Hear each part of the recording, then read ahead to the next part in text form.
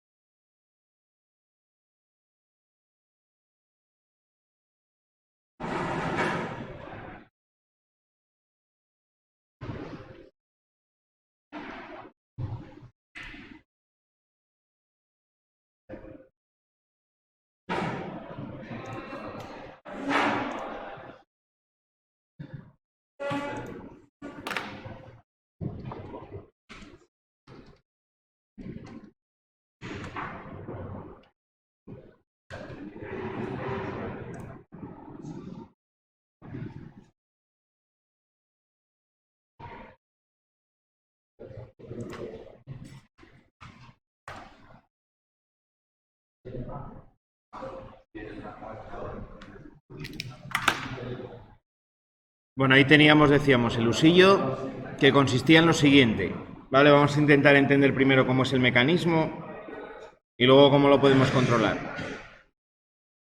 Bueno, lo que tengo aquí en medio es un tornillo. Es un tornillo y la parte móvil, por así decirlo, es como si fuese la tuerca, ¿no? Es una parte que por dentro está roscada y que yo voy a conseguir que avance o retroceda según haga girar el tornillo. Vale, el giro de este motor, que es el que hace girar el tornillo, hace que este móvil avance o retroceda. Es una manera de convertir un movimiento rotatorio en un movimiento lineal. Lo que es el usillo en sí, la parte móvil, digamos que sería esto. ¿Vale? Así un poco visto en 3D. Aquí lleva dentro el roscado por donde va el tornillo y aquí lleva unas guías.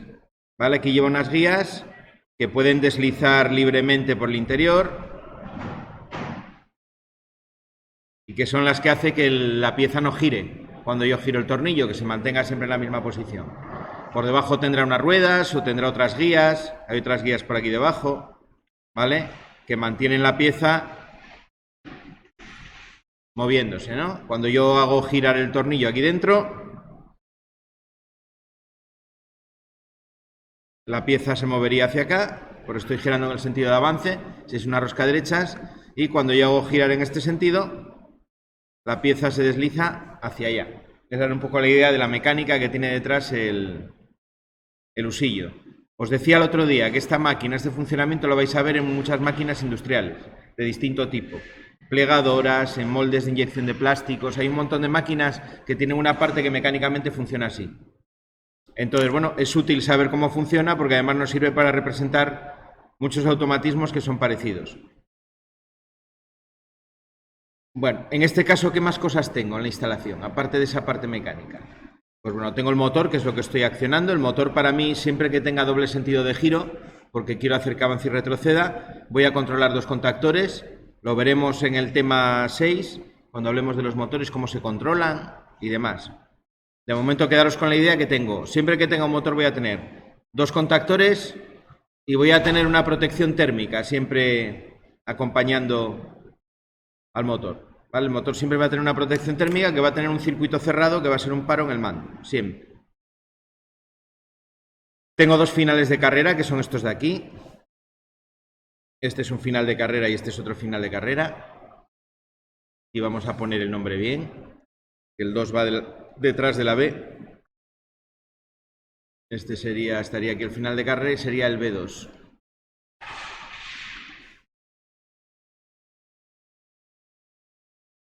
Vale, eso es lo que hacen, es parar el movimiento de la máquina. Nunca debo de hacer que un motor funcione de manera a rotor trabado, que se llama, o forzada. Cuando llega al final, si la pieza ya no puede desplazarse, está pegando contra el, digamos, el final de la bancada donde está sujeta, el motor ya no va a poder girar, va a intentar girar, pero está trabado. Eso va a hacer que el motor se queme. En este caso, como tengo una protección térmica, saltaría la protección térmica, pero no nos interesa que salte el térmico. Entonces, para parar el motor cuando llega al final, tengo lo que llamamos finales de carrera. Son esos que tenemos en nuestro tablero, que son de color negro, o de color negro con una tapa transparente, algunos, que tenemos encima de la botonera y que están pensados para que sea una parte móvil de una máquina la que actúe sobre ellos. Realmente no son pulsadores, aunque nosotros los utilicemos como pulsadores. Los hay con otras terminaciones, los hay de antena, que terminan como en una antena, que puede doblar una parte de la máquina. Los hay que terminan como en un rodillo, para que la parte móvil de la máquina deslice sobre él. Bueno, veremos también en el tema siguiente que hay varias terminaciones que se adaptan a lo que yo necesite en cada caso. Tengo un final de carrera en cada movimiento, ¿vale? Que ya vamos pensando que lo que va a hacer va a ser una orden de paro del movimiento correspondiente. Y luego le incorporamos también lo que es el control manual y la señalización. Lo que tendría sería un pulsador de paro que me para cualquiera de los dos movimientos, un pulsador de marcha izquierda, un pulsador de marcha derecha y luego dos señalizaciones. Uno de que está moviéndose hacia la izquierda y otra señalización de que se está moviendo hacia la derecha. ¿Vale? Bueno, en esta instalación, en cuanto a los paros, tengo un paro que es un paro general. ¿Vale? Vamos a distinguir entre paros generales y paros particulares. Cada uno de los dos movimientos va a tener un paro que va a ser el final de carrera correspondiente, ¿vale? Que solo va a parar ese movimiento. Por ejemplo, el B2, que es este de aquí, va a parar este movimiento de avance, ¿vale? Cuando esté avanzando, cuando esté moviéndose hacia la derecha, el final de carrera que lo va a parar va a ser este. Este va a ser el paro del K1M, de ese de ahí. Mientras que este, el B1, va a ser el paro de este movimiento, ¿no? Del movimiento a izquierdas. Cuando se esté moviendo hacia la izquierda, este final de carrera va a detenerlo. B1 y B2 son paros particulares o individuales y, en cambio, este pulsador que yo tengo aquí en la botonera, el S3, es un paro general, porque me tiene que parar todo. Me tiene que parar tanto el movimiento a la derecha como el movimiento a la izquierda. ¿Qué pasa con los paros generales? Los paros generales siempre se van a poner encima del esquema, en la parte de arriba. El esquema siempre lo empiezo por los paros generales. Luego los paros particulares ya da igual que estén más abajo o más arriba. Siempre y cuando corten la corriente del receptor que tienen que parar, da igual ponerlos más arriba o más abajo. Pero el general siempre tiene que estar arriba, es por donde siempre empiezo. En este caso tengo dos paros generales, ¿vale? Que son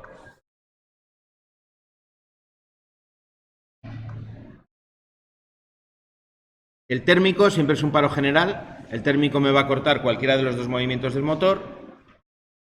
Y voy a tener en este caso el pulsador S3, que es el pulsador de paro. Tendría ahí esos dos paros generales, ¿vale? Tengo que tenerlo en cuenta. Bueno, ¿tenemos más o menos claro cómo funciona la máquina? Pues vamos a intentar hacer una solución para eso. Venga, vamos a intentar hacer un circuito de mando. Esto ya vi alguno que quedó el viernes, que ya lo tenía por ahí la solución. Esto lo suyo hubiese sido que lo hubieses intentado hacer. Cuando más se aprende es cuando me leo el enunciado e intento hacerlo yo. Y pruebo soluciones aunque no estén bien. Las pruebo en el KDSimu, que además me permite simular, y entonces empiezo a ver las pegas, donde me he equivocado y demás. Es el proceso que deberéis de seguir, o el que yo os recomiendo que sigáis. Bueno, ahí tengo esquematizado lo que os decía el otro día, las condiciones de marcha, de paro. En este caso me falta en la solución el térmico, que lo voy a añadir. Vale. Aquí entonces vamos en orden. Me aparece condición de marcha del primer movimiento. Bueno, la marcha derechas la tengo aquí, ¿no? Sería el S2. Es el que hace que el usillo se desplace hacia la derecha. Pues eso sería la marcha del K1M, que es el movimiento a derechas.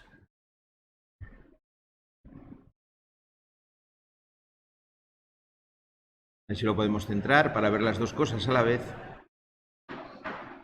Bueno, no va a ser posible. No quiere. Bueno, tenemos ahí esta condición entonces, la condición de marcha. Esta de aquí. Vale, la S2.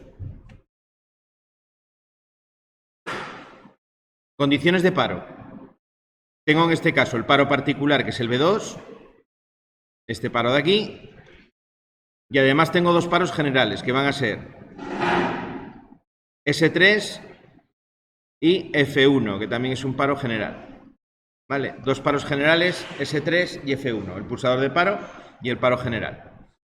Recordad que lo que estamos haciendo es identificando las 5 funciones que teníamos: marcha, paro, realimentación, incompatibilidad y dependencia, ¿vale? Estamos jugando con esas 5 funciones siempre.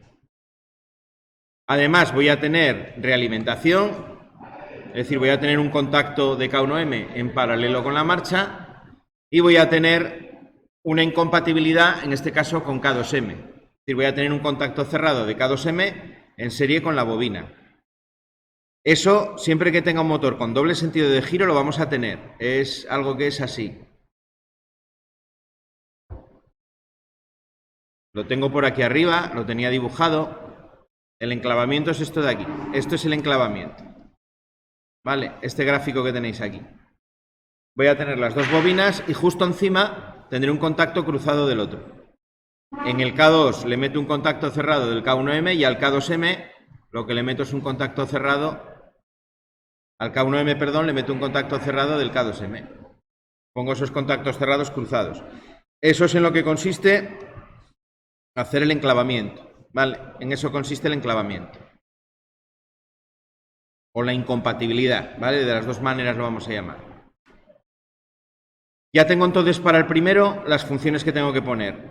La marcha, el paro particular, los dos paros generales, la realimentación y la incompatibilidad.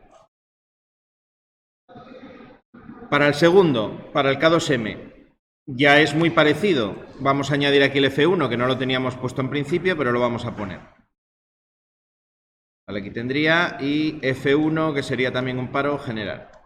Pero bueno, lo mismo. La marcha, en este caso el S1 es el que me da la marcha a derechas. Es el que tengo para este lado. ¿Veis ahí el cuadro? La marcha a derechas, que sería este de aquí. El paro en este caso tengo el paro particular, que es el B1, que sería el final de carrera que tengo a la izquierda, y los paros generales, que son los mismos. Fijaros que como los paros generales son comunes, por eso tengo que ponerlos lo primero de todo, porque la corriente de los dos contactores tiene que pasar por esos dos contactos. Bueno, luego tengo la realimentación. Igual que antes, en este caso, un contacto abierto del propio contactor en paralelo con la marcha, y la incompatibilidad, que sería un contacto cerrado del otro. ¿Vale? Ese sería el esquema para poder hacer la solución. Bueno, pues vamos con la solución, que la tenemos aquí al lado. Vamos a añadirle a esta solución lo que nos falta, que es el contacto cerrado del térmico. Esta está hecha sin bornas, ¿eh? Luego, si queréis, podemos ver las bornas que nos hacen falta. Aquí tendría el accionamiento del térmico, que sería el F1. Y aquí ya el potencial, que vendría de una protección, que entraría por aquí arriba. ¿Vale? Esto es un paro general. Los dos son paros generales. ¿Vale? Bueno, vamos a ver el circuito completo. Ahí lo tenemos. Fijaros cómo voy traduciendo las condiciones. Paros generales. Los paros generales. Los tengo aquí. Estos son los paros generales. Paros generales, contactos cerrados en serie y al principio del esquema. ¿Vale? Me voy con el K1M. El K1M. Orden de paro. El paro particular. Lo tengo aquí. Ahí tengo el paro particular, que es el B2. Orden de marcha. La orden de marcha la tengo aquí. S2 es la marcha del K1M.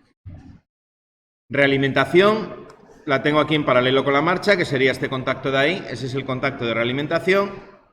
Y por último, la incompatibilidad, que sería este de aquí. Ese es el contacto de incompatibilidad. Sería ese de ahí. ¿Vale? El otro tiene la incompatibilidad ahí. Bueno, es interesante que ya vayáis fijándose en cómo se realiza cada función, porque siempre lo vamos a hacer igual. Paros, contactos cerrados en serie.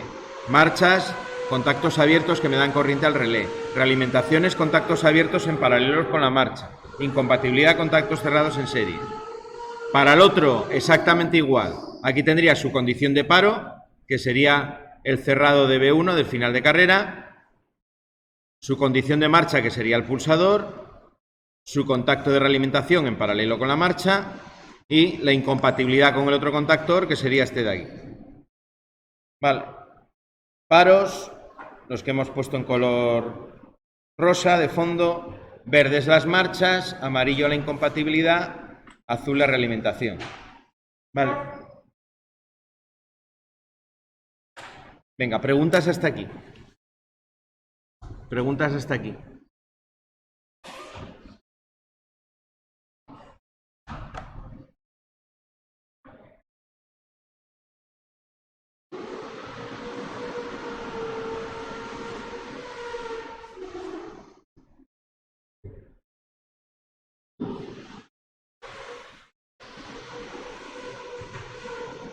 ¿No hay ninguna pregunta?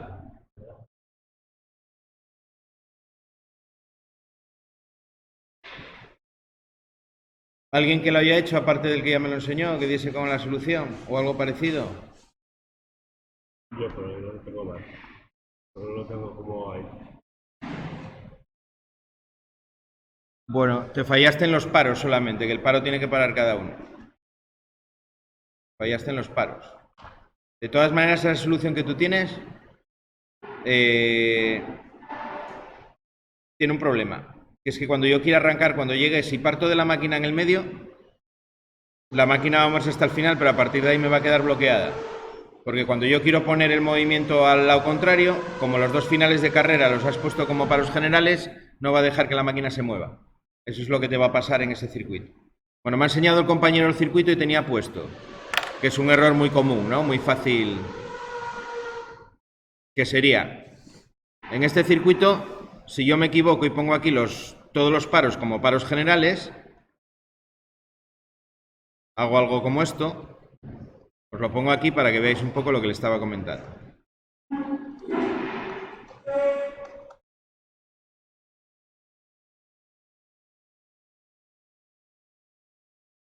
Y luego ya las órdenes de marcha y el resto del circuito igual. ¿Vale? ¿Qué pasa si yo pongo los dos paros como paros generales?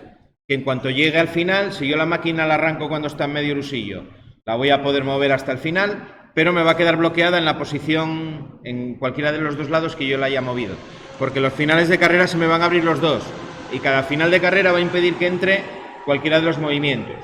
¿Vale? Por eso no va a funcionar el esquema si los paros los pongo así. Es importante distinguir entre los paros generales y los paros individuales, los paros particulares. ¿Vale? Un paro que solo me para un movimiento solo puede estar en la rama que lleva corriente al contactor de ese movimiento, no en todo el circuito. De todas maneras, es un buen intento. Es un buen intento. Eso es realmente lo que hay que hacer. Lo que hay que hacer es intentar solucionarlo.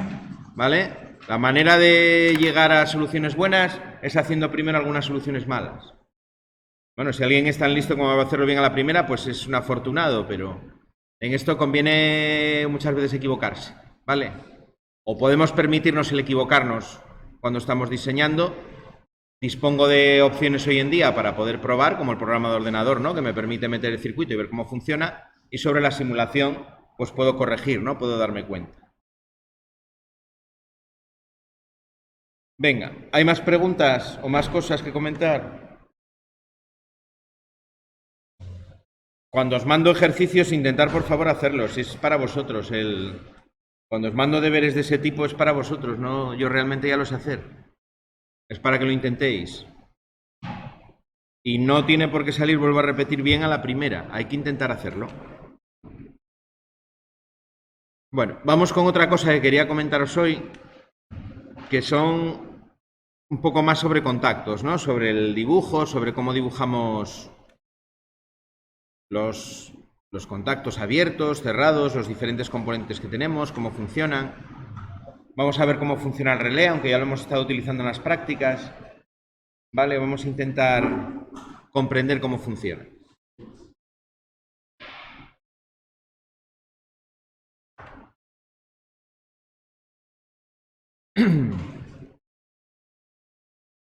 Bueno, contactos y símbolos que vamos a ver así más utilizados.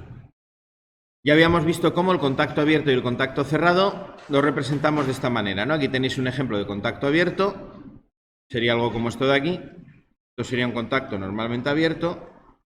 Y este sería un contacto normalmente cerrado. Recordatorio también en la simbología, los contactos los imaginamos accionándose hacia la derecha, en este sentido siempre, ¿vale? Es decir, cuando el contacto abierto está accionado, este sería el NC. Cuando el normalmente abierto está accionado, yo lo imagino que está así. Este sería cuando está accionado. Mientras que el normalmente cerrado, cuando está accionado, yo me lo imagino así. ¿Vale? Giran en torno a la base, es un movimiento giratorio, se cierra. En la realidad los contactos no tienen un movimiento giratorio. ¿Vale? Vamos a ver ahora al final de carrera cómo tiene los contactos y es un movimiento puramente lineal. Pero en la simbología se dibujan así. ¿Vale? Bien, contacto abierto y contacto cerrado. Recordamos la numeración que llevan, que la tenéis aquí. ¿Vale? Los abiertos terminan en 3-4 y los cerrados terminan en 1-2. Y luego teníamos el caso particular del conmutado, que era el que acababa en 1 la parte común, 2 la parte cerrada, 4 la parte abierta. Es como si tuviéramos un contacto cerrado unido por la parte de las entradas con un contacto abierto y la terminación numérica de la parte abierta la pierdo ese 3 que hay ahí. ¿Vale? Era simplemente recordatorio de lo que vimos el otro día. Acordaros de esa numeración. Se repiten todos los componentes de mando, se repite. Luego cuando tengamos componentes de fuerza, eso ya no va a coincidir porque llevan otra numeración distinta. Van numerados en orden. Bueno, dentro de lo que son los accionamientos, lo que yo pongo a ese circuito, pues tenemos varios, ¿no? Tenemos, por ejemplo, el mando rotativo, que es este de aquí. Este sería un ejemplo de mando rotativo, ese sería el símbolo. Un mando rotativo. Lo que pongo es como el del pulsador, pero las rayas que pongo en perpendicular a la del accionamiento manual, esto significa en la norma el accionamiento manual.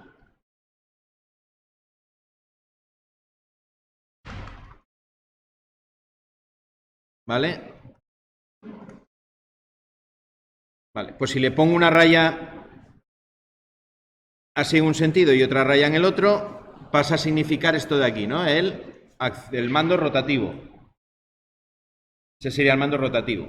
Este de aquí, cuando las dos rayas van para el mismo sitio, sería el pulsador. Este es un pulsador, que sería este de aquí. Ese sería el pulsador. ¿Qué diferencia hay entre un interruptor y un pulsador? El interruptor tiene memoria mecánica, es decir, me queda en la posición, me queda enclavado. Mientras que el pulsador tiene un muelle que en cuanto yo dejo de pulsar vuelve a la posición de reposo. Pulsador, si quiero mantener el contacto cerrado o abierto, según como sea, si tengo que mantenerlo, tengo que pulsar. ¿Vale? El interruptor no. Aquí tenéis el siguiente símbolo, que sería el ejemplo de un interruptor rotativo. Sería este de aquí. Este sería un interruptor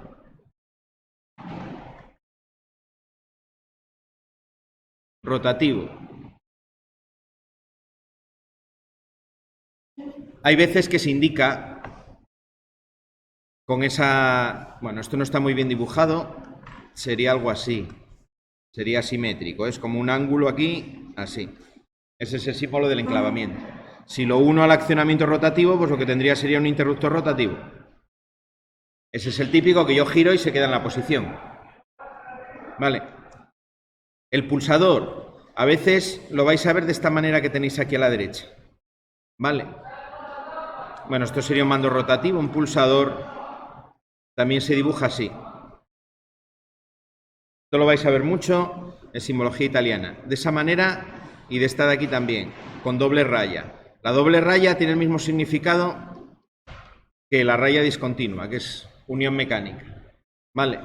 Tanto este de aquí como este de aquí me representan también pulsadores. Vale, la flecha me indica que tiene retorno, que vuelve. Son representaciones equivalentes. Esta, por ejemplo, viene de la normativa italiana y la vais a ver mucho en esquemas, máquinas que vengan de Italia, mientras que el otro es de el que usamos nosotros. Viene de la simbología alemana, de las normas DIN y de la española. La francesa también lo utiliza más y lo vamos a ver pues en máquinas, sobre todo de esos países. Hoy en día las normas EN las han armonizado cogiendo las normas de todos los países de la Comunidad Europea. Entonces, lo que han hecho muchas veces es validar las diferentes formas de representación que había en las normas de los diferentes países, ¿vale? Muy influenciadas, todas ellas, por las normas británicas, aunque ya no estén en la Comunidad Europea, y por las normas alemanas sobre todo, y francesas en menor medida, pero también por la norma francesa. Los españoles, básicamente, las normas SUNE tradicionalmente las tenemos sacadas de la alemana, de las normas DIN, ¿vale? Tradicionalmente, por razones históricas y demás, ¿vale? Finales del siglo XIX, la influencia en Europa a nivel de ingeniería, tecnología, fue sobre todo británica, y luego se acrecentó mucho la influencia alemana, francesa. ¿Vale? Muchas cosas de las que hacemos y la simbología las podemos ver desde ese punto de vista histórico también. Entonces os decía, el interruptor rotativo, este de aquí, ¿vale? Ese sería el símbolo del interruptor rotativo. Finales de carrera. Bueno, lo puedo tener también en la versión con llave. Mirad, uno rotativo con llave, que si no me ponen enclavamiento entiendo que funciona como un pulsador, que sería este de aquí. Este sería un accionamiento rotativo por llave. Para indicar la llave lo que pongo es un símbolo como de una cerradura de estas antiguas. Muchos que tengáis casa ahí en el pueblo, pues tenéis todavía de esas llaves de toda la vida, ¿no? Que tienen un ojo de cerradura de esa manera. Que además incluso si miras se puede ver a través de él porque son unas cerraduras bastante grandes de tamaño. Pues eso es lo que intenta recordarnos el símbolo. ¿Vale? Ese es el símbolo de un accionamiento con llave. Hoy en día las cerraduras ya no son así, ¿no? Pero bueno, yo creo que todos habréis visto más o menos una de ese tipo. Luego tengo aquí, os decía, al final de carrera, dos maneras. Esto se llama final de carrera. De dos maneras lo vais a haber nombrado. Final de carrera.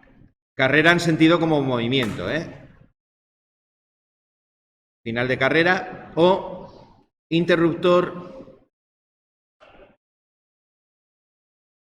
de posición. Se puede ser confuso porque no funciona como un interruptor, funciona como un pulsador, pero lo llaman interruptor de posición, ¿vale? Cualquiera de estos dos símbolos me representa ese final de carrera, este de aquí o bien este de aquí. Vale, nosotros utilizamos más el de la izquierda. Fijaros también las letras que llevan. Los que son accionamientos manuales suelen llevar la letra S. Por ejemplo, un S2. Esta S viene de switch, ¿vale? Que es como llamamos a los mecanismos en inglés, ¿no? A los interruptores en general. ¿Vale? Switch. De ahí viene esa letra S. Nuevamente está la influencia ahí anglosajona. Los finales de carrera, los interruptores de posición llevan la letra B.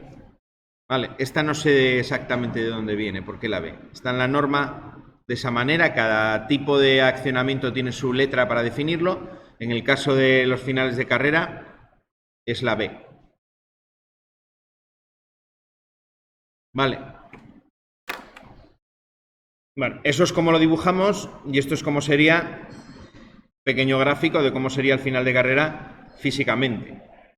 ¿Vale? Esto que tenéis aquí. Algunos lo habéis visto ya en el tablero porque tenéis el modelo que es transparente, otros no. Lo que tengo dentro son 4 tornillos. 2 para el contacto abierto, 2 para el contacto cerrado. Aquí tendría los del contacto abierto, que son estos dos de abajo, que estoy pintando ahora en color verde, y los del contacto cerrado, que son estos dos de aquí arriba. ¿Vale? Contacto abierto y contacto cerrado. Cuando yo tengo en reposo el final de carrera está como en esa posición que tenéis ahí. Hay una pletina que va unida al eje ese que estoy pulsando, que me está uniendo los tornillos 2.1 y 2.2 directamente, con una plaquita. Una plaquita de latón, en forma rectangular.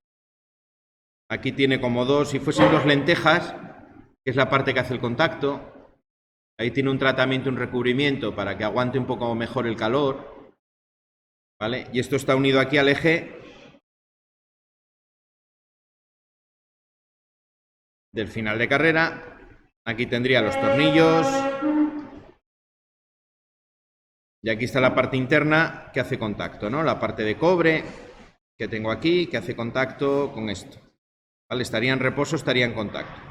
Por debajo del tornillo y me hace contacto ahí. ¿Vale? Cuando yo abro ese contacto, Esta plaquita, cuando yo presiono aquí arriba, esta plaquita se desplaza hacia abajo, me queda aquí debajo y se separa, abriendo el contacto. Un movimiento de desplazamiento hacia abajo, ¿vale? Y el contacto que es normalmente cerrado, que sería este de aquí, que sería el normalmente cerrado, se abre. ¿Vale? En la parte de abajo es donde tengo el contacto normalmente abierto. Fijaros que el normalmente abierto en reposo tiene aquí una distancia, está abierto aquí, ¿no? No puede pasar la corriente porque tengo una separación entre los contactos suficiente para los 230 voltios que lo voy a utilizar para que quede aislado el borne 1.3 del borne 1.4. Cuando presiono ocurre lo mismo que arriba, pero al revés. Si yo aquí tenía una plaquita, el contacto de abajo, que en la posición de reposo estará, por ejemplo, así. Este caso tiene las partes de las lentejas que os decía, esa parte que tiene un recubrimiento para soportar el calor, está abajo. Y los tornillos están separados. Aquí tendría la parte del cobre, una pletina de cobre que está aquí.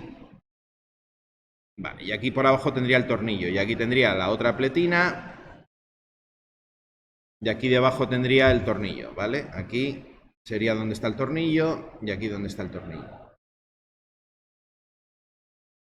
Cuando yo cierro, cuando aprieto, esta pletina se mueve hacia abajo y lo que hace es cerrar. Me pone en contacto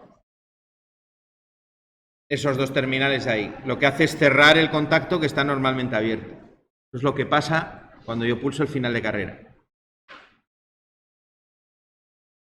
Según cómo se comporten ese contacto, los tenéis de dos tipos, ¿vale? Los tenéis normales, donde el movimiento del contacto depende de la velocidad con la que yo accione el pulsador, y tengo otros que llevan un resorte que lo que hace es que los contactos se muevan los dos de golpe, ¿vale? Llevan como un mecanismo de balancín que cuando presiono llega un momento en el que ¡plac! Se cierran los dos de manera brusca. Son los que se llaman de cierre brusco o de interrupción brusca. Los que son de ese tipo van a llevar al lado del símbolo, van a llevar una flecha así, ¿vale? Van a llevar como un círculo con una flecha que va a indicar que son de ruptura o de interrupción brusca, ¿vale? Nosotros los tenemos de los dos tipos. Lo vais a ver en el tablero porque unos hacen como un pequeño clic cuando los apretáis, esos son los de interrupción brusca o ruptura brusca, y hay otros que no hacen ningún ruido, que son los normales, ¿vale? En los normales, luego cuando estemos ahora en la segunda hora haciendo el taller, quiero que comprobéis una cosa. Como estáis más o menos en las mesas de 2 en 2, con los dos polímetros, sin tener nada conectado al final de carrera, que uno de los dos ponga el polímetro en el contacto abierto y el otro lo ponga en el contacto cerrado. Y en ese momento accionáis suavemente el final de carrera. Y los que son normales, va a haber un momento, va a haber un punto donde tenéis el contacto normalmente cerrado abierto y el abierto todavía no se cerró. Es decir, puedo conseguir un punto intermedio donde se accionó el contacto cerrado, pero el abierto todavía no. Eso es importante fijarse porque, en general, los contactos normalmente cerrados, los contactos NC, son más rápidos que los normalmente abiertos.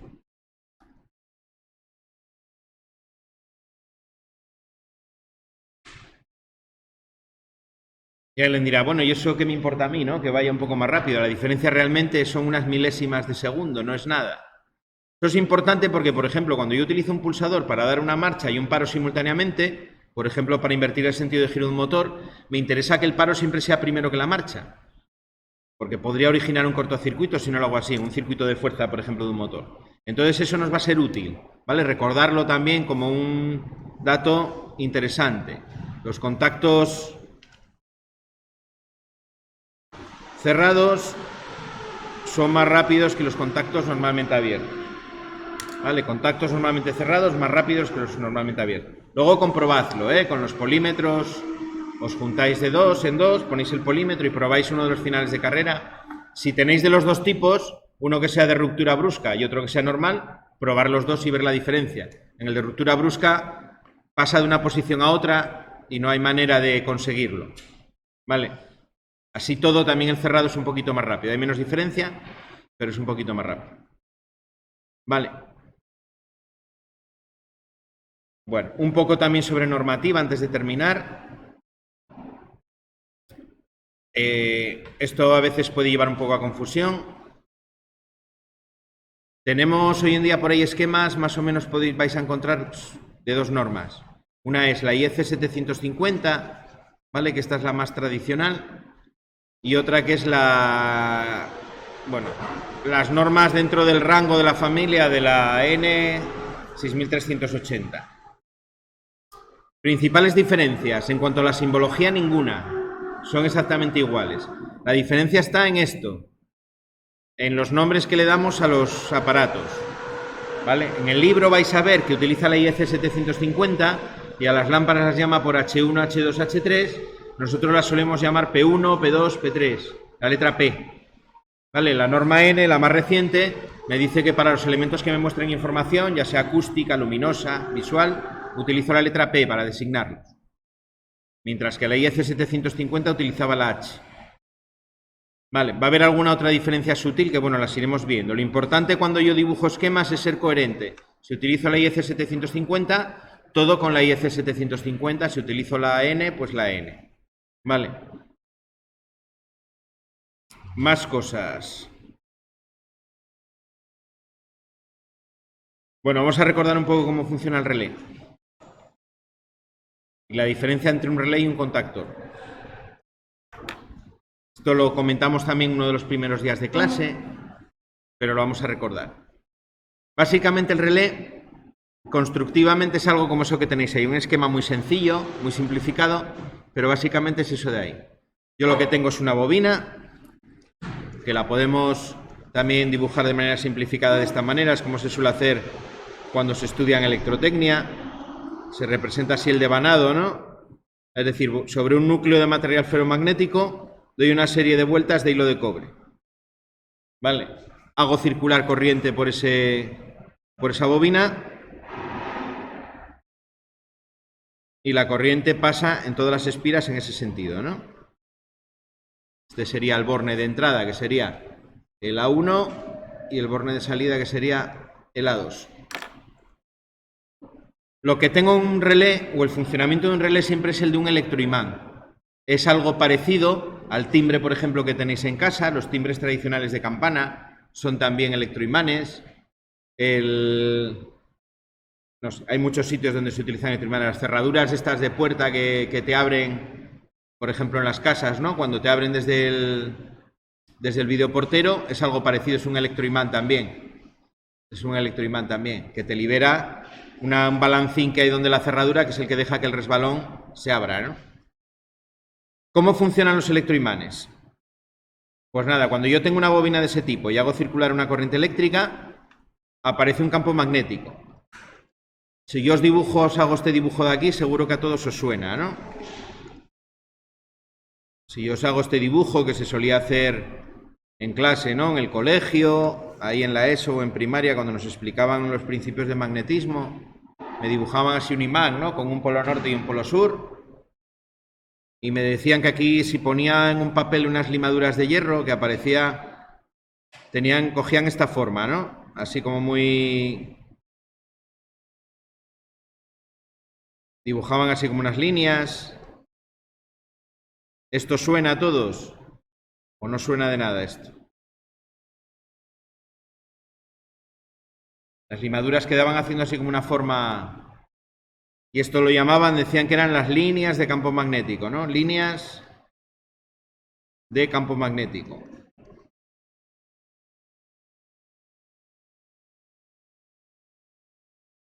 Eso era un imán natural o una pieza de acero que yo magnetizo, que tenga magnetismo remanente. Ahí, desde el punto de vista del magnetismo, en los materiales que son ferromagnéticos, es decir, que se magnetizan, tengo dos tipos. Hay los que tienen un alto magnetismo remanente, como el acero estructural que utilizo en construcción, por ejemplo, tiene magnetismo remanente. Yo, si lo magnetizo, se va a quedar con un campo magnético durante un cierto tiempo. Lo va perdiendo con el tiempo, pero queda magnetizado. Y luego tengo otros materiales ferromagnéticos que no tienen magnetismo remanente o son de bajo magnetismo remanente, como el que se utiliza, por ejemplo, en los motores y en las máquinas eléctricas. El acero tratado al silicio es un material ferromagnético, pero que tiene bajo magnetismo remanente. Es decir, si yo le meto magnetizo, en ese momento está muy magnetizado, pero en cuanto quito el campo magnetizante, se queda con magnetismo cero, se queda sin nada. Eso es lo que utilizamos en las máquinas, ¿vale? Bueno, lo que pasa entonces es, con ese núcleo de material ferromagnético de bajo magnetismo remanente, cuando yo hago circular una corriente, aquí va a aparecer un campo magnético pues muy parecido al que tengo en un imán. Se suele designar por el flujo, por la inducción magnética. Y el campo magnético en este caso va así, ¿no? Tiene una serie de líneas muy parecidas a las de un imán natural. Algunas se van al infinito, ¿no? Y se cierran por el infinito. Se le suele dibujar un sentido, y es que las líneas salen del polo norte, esto sería equivalente a un polo norte, por donde salen, y entran por el polo sur del imán. Esto sería equivalente a un polo sur. ¿Vale? Cuando yo hago circular una corriente por la bobina del relé, lo que estoy haciendo es un electroimán, estoy creando un magnetismo. ¿Qué pasa con los imanes cuando yo hago, por ejemplo, esto? Si aquí le aproximo otro imán en esta posición, a ese imán que tengo arriba, ¿qué es lo que pasa? Tengo este imán de aquí arriba que yo dibujé aquí, en el que voy a borrar las líneas de campo para que quede el dibujo un poco más limpio. Tengo esos dos imanes y los enfrento de esa manera, los voy acercando.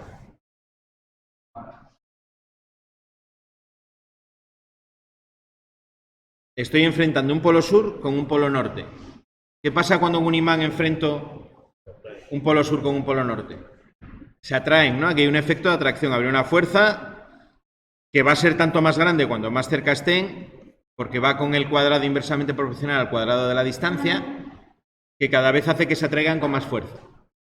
¿Vale? Hoy en día que se ven por ahí en muchos sitios los imanes estos de neodimio, llega un momento los hay de estos de neodimio que es incapaz de separarlos. Una vez que se juntan, no hay manera de separarlos. De la misma manera, si yo lo hago al revés, si yo lo que hago es juntarlos por polos que sean opuestos, sean el mismo, perdón, si enfrento dos polo sur con polo sur o polo norte con polo norte, hago esto de aquí, lo que pasa es que la fuerza que aparece es de repulsión, se repelen. ¿Vale?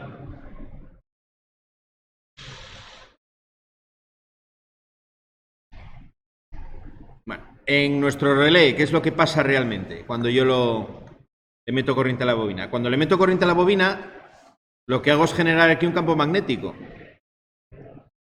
que sale por aquí, entra por la otra placa. Esta placa de aquí es lo que se llama la culata, es la parte móvil. La parte móvil también se magnetiza. Yo aquí lo que tendría sería un polo norte. En la parte de abajo de la bobina tendría un polo sur. Las líneas de campo, al canalizarse a través de este elemento, vamos a dibujarlas en un color que se vea, naranja por ejemplo, se canalizan a través de este elemento.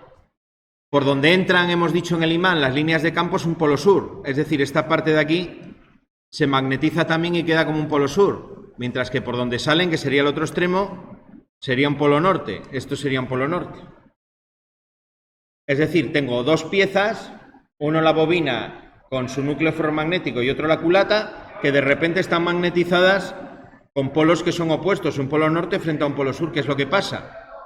Pues que esta pieza que puede girar, que es móvil, se ve atraída por la bobina, por el núcleo de la bobina, y es cuando el relé se mueve. ¿Vale? Es cuando el relé se mueve.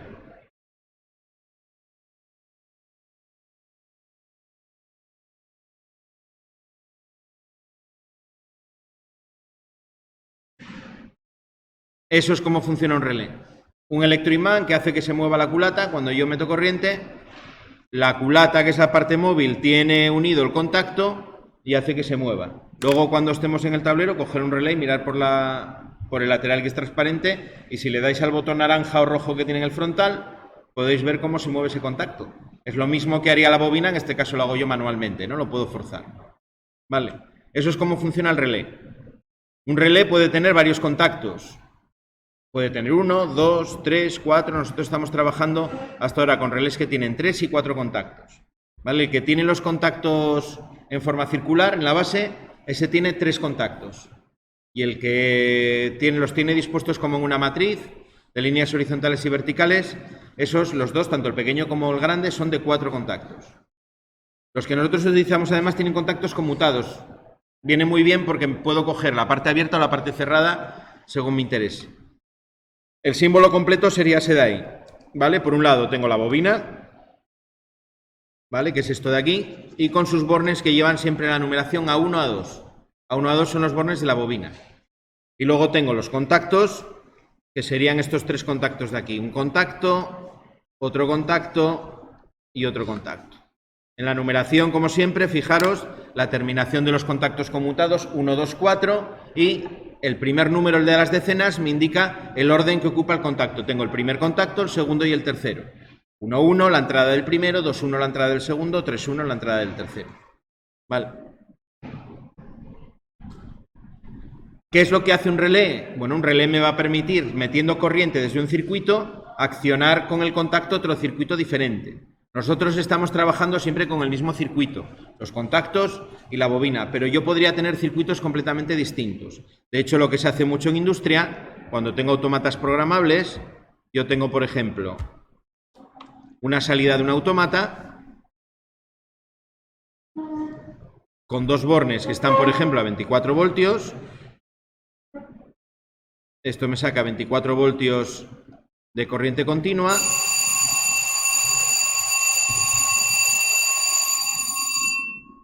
Aquí meto, por ejemplo, un relé de 24 voltios con la bobina 24 voltios y su contacto,